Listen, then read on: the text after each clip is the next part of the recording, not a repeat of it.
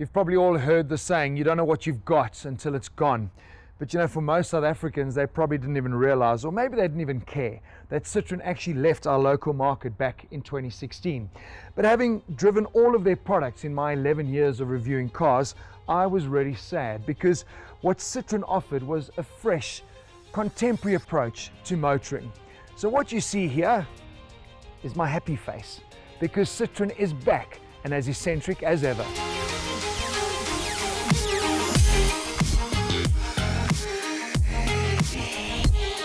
Now, while all manufacturers were frantically trying to get a compact crossover to market, Citroën continued down the MPV road with their Picasso range of people movers. Prone to always doing things differently, I'm happy to tell you Citroën have finally come to their senses, commercially anyway, by replacing the Picasso with this, the C3 AirCross.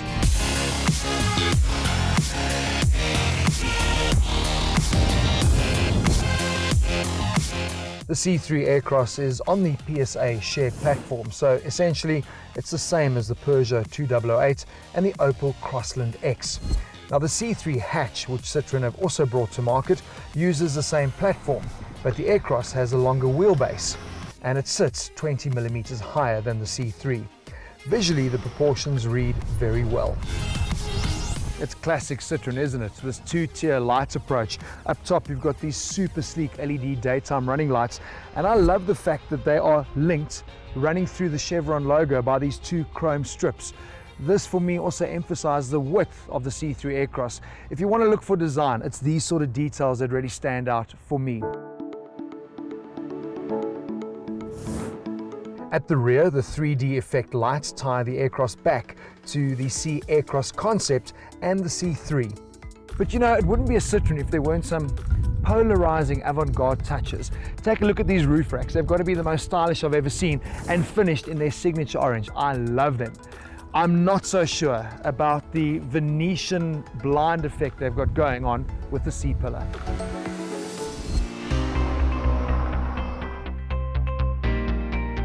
Citroën have spoken a lot about their advanced comfort, which essentially is all about ensuring driver comfort behind the wheel and also the quality of the entire driving experience. And the first thing I noticed when I did get behind the wheel is just, wow, super comfortable seats that feel a lot wider. There's no hectic bolstering that's digging into your sides.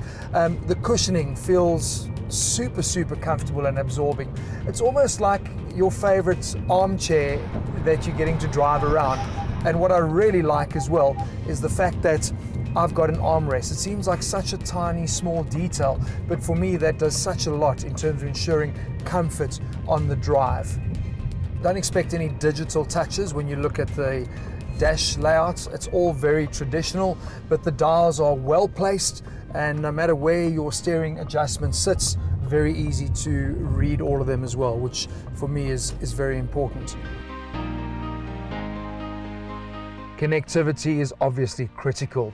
The 7-inch touchscreen is centrally positioned, and with connected apps and MirrorLink, pairing your smartphone is really straightforward. Screen resolution is not the latest and greatest, but it does get the job done. Obviously, you're also sitting a little bit higher, and that's something that people love about crossovers, and visibility all round is really good. Except I know when you look through the back corner, those Venetian blinds keep distracting me. Anyway. Now, too often these crossovers are just too compact, but the AirCross has the largest boot in the segment at 410 litres. And when you flip the 60/40 bench seats forward, you have 1,289 litres you can use. The boot sill is fairly low, which does make it easy to load, and there is a 2-level floor shelf, as well as a practical solution for storing the luggage shelf if you want to load taller objects. And it's this practicality and modular layout that really broadens the appeal of the C3 AirCross. The backrests, I can adjust the angle on them, which is great, but for me the best part is this sliding mechanism individually linked to the seat. So I can extend my boot, or I can push it all the way back to extend legroom. Also nice, they've got storage behind the seat to put your laptop in there or notebooks, very cool. And then up front, your bottle holders can actually accommodate 1.5 litres, well thought out.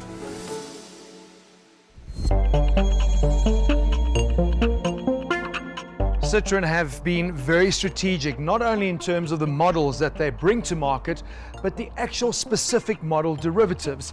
The C3 AirCross is offered with just one engine gearbox pairing. It's got their 1.2 litre 3-cylinder PureTech turbo engine, coupled to a 6-speed automatic transmission. You're looking at 81 kilowatts, 205 Newton meters of torque. Plenty. This engine is great. Lots of good low down torque, and it's got great shove. I think for this application and the personality type that Citroën have earmarked the C3 AirCross for, spot on. The gearbox, no problems. Very smooth changes, but if you do have any sudden input changes on the accelerator, you can catch it out from time to time, but that for me is no big deal.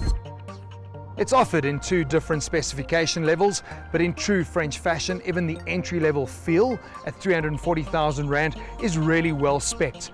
An additional 20,000 Rand will get you into the shine as seen on our test unit.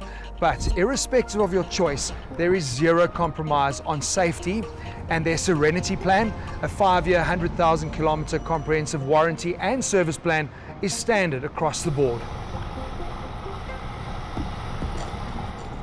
They've always been attention grabbers, but perhaps now offering that peace of mind, showing a real commitment to their brand quality, will finally make the Citroën brand a genuine consideration for our South African consumers. 100 years pioneering the industry. I don't know too many brands that can claim that.